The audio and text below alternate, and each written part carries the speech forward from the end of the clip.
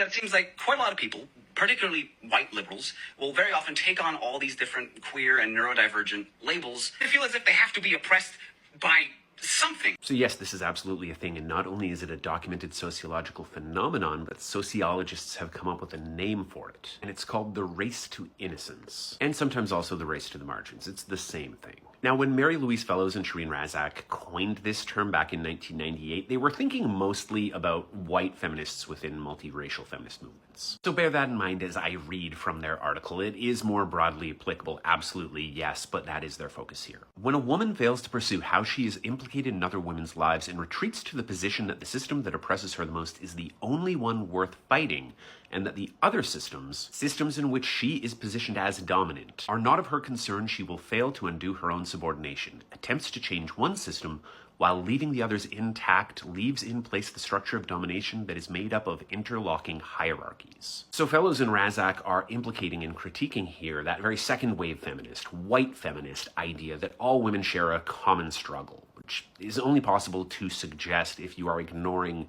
the unique oppressions of queer women, women of color, women in poverty. When faced with that challenge, the people who occupy a position of privilege, so in this example, those straight, middle, and upper class white women, will say, that's not the issue that we're talking about here. We're talking here about being women. We're talking about patriarchy, misogyny. They will race to innocence. They will race to their own marginalized identity categories in order to avoid admitting that they have power and privilege and are also the oppressor. And sometimes that race to innocence is very calculated. It is deliberate. It is strategic. I might be avoiding talking about my male privilege, my white privilege, when I am also discussing being a wage slave because I want to preserve those privileges while attacking the oppression that I feel. But it's at least as often, if not more often, something that we are doing reflexively, uncritically. It is easier to claim solidarity. It is easier to feel empathy if we are doing it from our own position of marginality. And it's easier to speak credibly from a position of oppression, and to do so with authority if you also possess privileges that allow you to appear unbiased, neutral, and to do so safely if afterward you can retreat